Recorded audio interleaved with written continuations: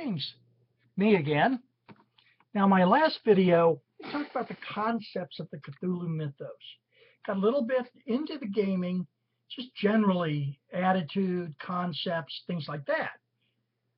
I would like to spend a little time talking about the nuts and bolts of what's worked for me in terms of running an effective Call of Cthulhu campaign, or for that matter, a generally horror gaming and in general, that particular genre. What has worked for me? Give you a little bit of background quickly. I started playing role-playing games in 1977 with the original 3-book Traveler, the 3 little black books. 4 years later, in 1981, the first edition of Call of Cthulhu came out. Since I have been a Lovecraft fan, a Cthulhu mythos reader, an amateur scholar, since 1963, God, has it been that long? I was just absolutely, this was it. Combined 2 of my great loves, Cthulhu mythos and role-playing games. Wow, I have not looked back. I have 6th edition, Call of Cthulhu, sitting on my shelf. The special 30th anniversary edition, I might add. And I'm looking forward to the 7th edition. They'll be coming out.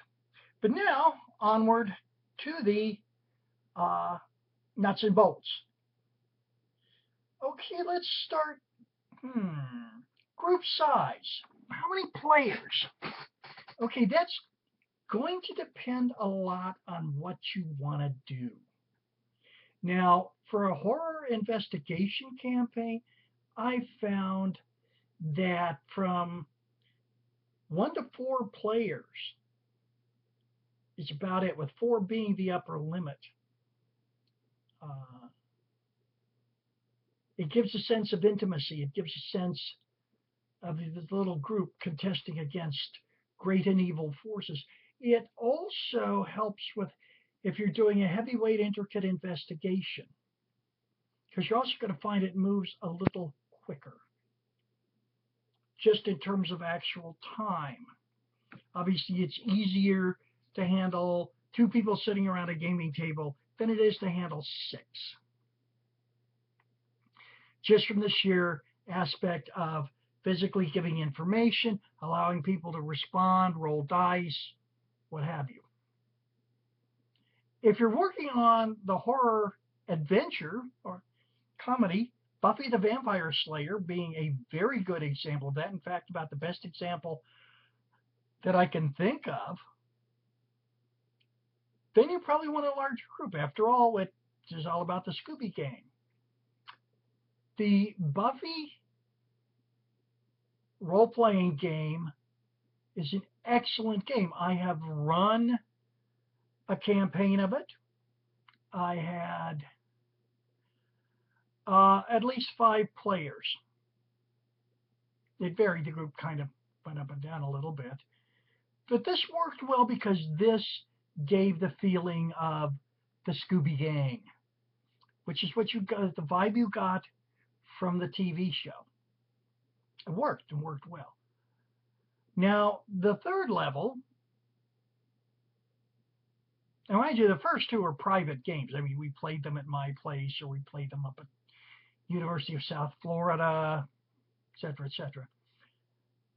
But when it comes to convention gaming, and I have run a lot of games at conventions, you've got to be prepared for a large group and need to pace the adventure accordingly. I will give you an example. A couple of years ago at Gen Con, I think it was 2011, I ran a Call of Cthulhu scenario called Jump into Darkness.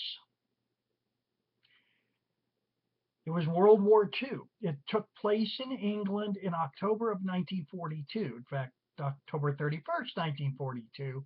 That's right, Halloween. And it involved a squad of American paratroopers and a couple of other people from their unit going on a night training mission. They were going to make a night jump since at this time they were getting ready to make the big, they were getting ready for the Torch invasion of North Africa, 1942. This, of course, was with all the weapons and ammunition and stuff you could carry, as it were. Now, I had planned for 6 players. With the help of a very nice computer program, I believe I did this on MetaCreator, although now I have Hero Lab. Anyway, I generated 14 pre-gen characters. The idea is this. They were going up against something really fearsome. In fact, they did. Their airplane, a big old DC-3/C-47, gets rammed in mid-flight by a hunting horror of Nyarlathotep. They have to bail out. Well, I figure that, you're going to take casualties. This thing's going to kill, wound, cripple. And for me, I just put myself in the player's place. You paid how much money to fly from, well, in the case of some of these players, all the way in from California to Indianapolis? You paid your admission badge fee, and you paid the convention, whatever, I think it was like $6 to buy the ticket. I don't charge anything personally. And I'm going to tell you after 15 minutes, gee, I'm sorry, but your character just got killed by the hunting horror. So, well, guess what? You can just sit around and watch, I guess. Or one. Nah, that ain't going to happen. So we came up with the Battle Buddies idea. I did. At the suggestion, by the way, a partial suggestion of Scott Clancy of Pagan Publishing fame. And again, buy their products.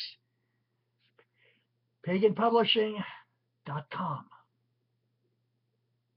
I think that's it. Anyway, Pagan does great stuff. But anyhow, so now they go crashing to the ground. There's about 6. Eventually, we had 8 players. I had 8 players because we got a couple that arrived at the last minute and had bought general admission tickets. And hell, I'm not going to turn somebody away. We had enough players. I kept the action fast and furious. There's really no intricate investigation. This big, ugly, supernaturally horrible dragon-like thing, he was after them, trying to kill them, trying to hunt them down, and they were fighting back, expending lots of rounds of ammunition, and finally killing the damn thing with a well-placed thermite grenade. Actually, it was a white phosphorus grenade. But yeah, they killed it. Now, this thing is tough. Hunting horrors are tough as hell. They have 9 points of armor that can absorb a lot of damage. They have a crap ton of hit points, which I kind of adjusted downward a little bit. I didn't make it an easy kill, but I gave them a tough challenge. They don't generate that much of the crazy.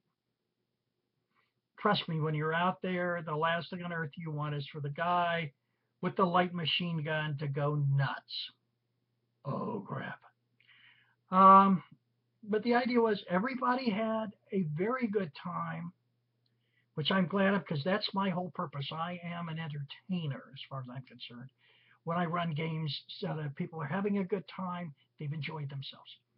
Anyway, those are, to me, back to what I was saying earlier, those to me are examples, in a way, of the 3 levels of gaming, of running a horror game. And this kind of applies anyway where you're playing Call of Cthulhu, Buffy the Vampire Slayer, or I'll make another recommendation. If you can find it, the Army of Darkness RPG. Talk about a great one-shot with a lot of fun. That's it. Anyway, I promised I wouldn't say to my wife. Anyway, we've looked at size. Now, let's say we're going to pick Call of Cthulhu. We want a dark fantasy horror. Dark horror. What time period?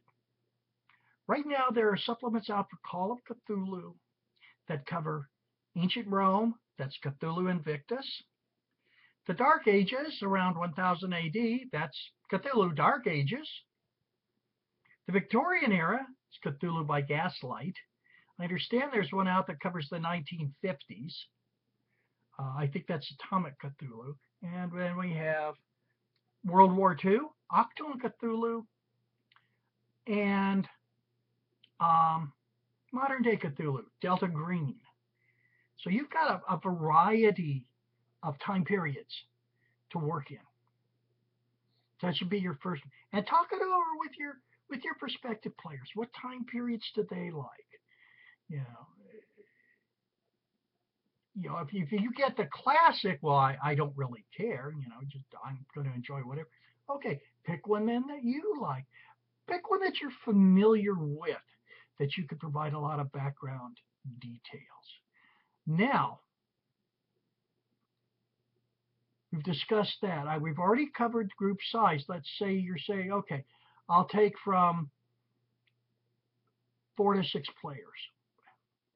That you kind of want that medium group. For let's say you've got 4 people that are signed up. Let's just go ahead with that. Now you've got another thing to decide. How'd they get here? What are they doing together? How do they start the investigation? How does it start? Okay. There's a couple of approaches to take. One of the first ones is the reason why I called you all here. Usually somebody's relative or old professor or somebody has summoned the individual player investigators to arrive at a certain point, and that's where the investigation kicks off. The second approach is, I call on the road again. The player characters are traveling to a place. They're all on the same conveyance, like a train, merchant caravan if you're going to use Cthulhu Invictus or Cthulhu Dark Ages. That'd be on a train, a plane. Anyway, they're on this conveyance when the strangeness starts. What that strangeness is should be and finally, the great classic, it's my job. This really covers the Delta Green. Now, these are the professional investigators, or the people whose job it is to look into this. You do Delta Green for Call of Cthulhu, perhaps. Another campaign I ran, I called Dark Streets, and the players were all members of the San Francisco PD. That was their job. In fact, I got the whole idea from the Night Investigations Unit. I was reading an article on the San Francisco. I thought, my God, first responder, police, plainclothes, or detective inspectors, and they work from dusk till dawn. This about wrote itself. But you get the idea. This is the Earth. This is what they do officially.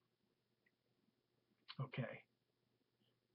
So you have those approaches. Pick one and go with it. Hook them in. Something strange is going on. The reason why I called you all here is, Uncle Walter just disappeared. We don't know. We all got to the mansion. He's gone. Wonder what happened to him. You better find out. Same thing with Dr. Threadneedle. We get to Dr. Threadneedle's office or his house. He's gone. Something has happened.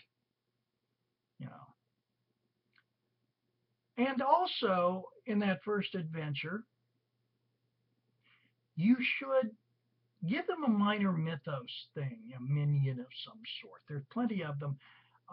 Chaosium puts out the ultimate, to me anyway, monster compendium for Call of Cthulhu called Malleus Monstrorum.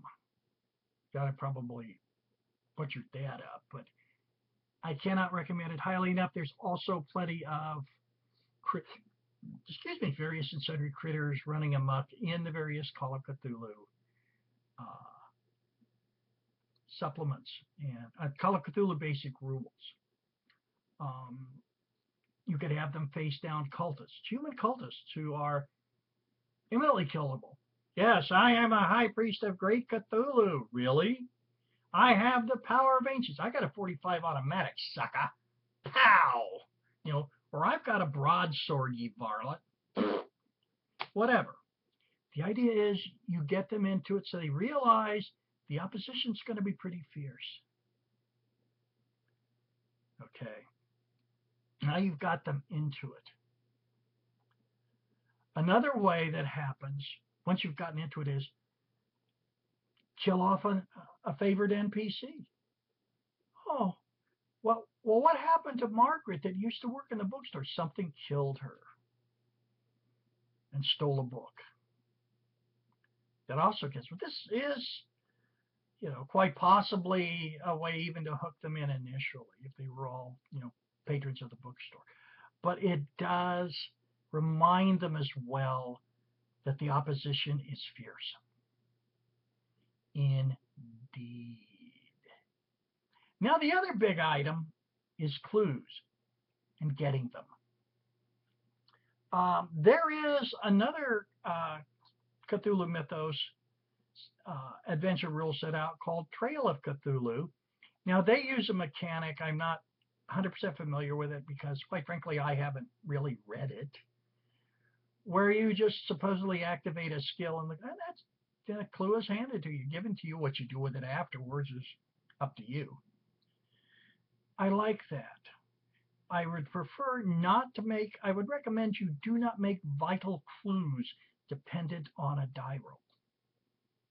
I would also recommend that you do a flow chart if you so desire. It doesn't have to be anything fancy, but a connect the dots, point A to point B.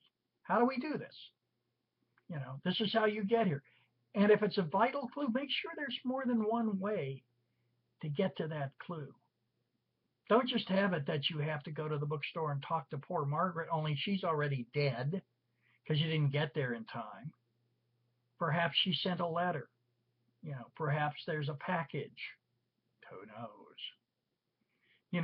But the point is, get them the information. Another point, especially when it comes to clues, is reading those wonderful old books that turn your mind into rancid peanut butter. Okay, and a lot of people said, well, my God, what if you just close the book and go, this is bullshit, to use a very blunt phrase, and pitch it. Okay, fine. Probably is. I have come up with, and I'm not the only one that's done this. In fact, my son-in-law, Chris Wilde, was the one who actually suggested it as a possible explanation. That the words in that book are so constructed, and you pronounce them a certain way. Make your language roll. That they will cause your mind to melt, if you will. But it takes time. It takes a lot of time. That's why I was, you can skim the book, and hopefully you may find something that's probably a luck roll. They're very potent, these old tomes of lore. Make them so. Should make them difficult to get, difficult to comprehend. But when you do, you can get information from them, even helpful information. And boy, is there going to be a price, because you're going to start losing it. Then we have, what do you do with characters that go crazy? Player characters that go crazy. I've had some wonderful times with that. From one of my friends, his character went crazy in a fancy house in London. He grabbed his trusty 12-gauge pump shotgun and started shooting things, shooting holes in the wall. They had to talk him down. It was hilarious. It's a great bit of role-playing. And perhaps the best way to do it is to simply not let people know you've gone crazy. As a lore keeper, just write out on the card, hand it to the player. It could be anything on that card that says, oh, you're fine too. You've turned into a full-blown paranoid schizophrenic with psychotic tendencies. Enjoy. The idea is to let the other players know. And for the players, encourage them to play this. Don't go all drooly Daffy Duck. Well, probably. Well, if you think that's proper, that's fine. But actually, I prefer the more subtle crazy. If you're going to go crazy, go crazy. But do it in a very subtle way. Same way with dealing with NPCs. They don't have to be slavering maniacs. They can be very suave and debonair and sophisticated people who seem to have it all wrapped tight. But they're Cthulhu cultists. So, there we go. Wrap it up well. End it well. What I mean is, they reach a climax. They've thwarted the cultist. They've slain the hunting horror. They've done something. They should regain sanity. They should feel that they have accomplished something, and then subtly hit them with the fact that, okay, you won today, but they're still out there. And they're going to keep coming. You ready for another round? But make it interesting, make it intriguing, and have fun above all else. Because it's fun to get scared. At least that's what scary stuff is supposed to be about. So enjoy your gaming. Play games. Have fun. I'll talk to you later. Until then, Cthulhu Fatagan.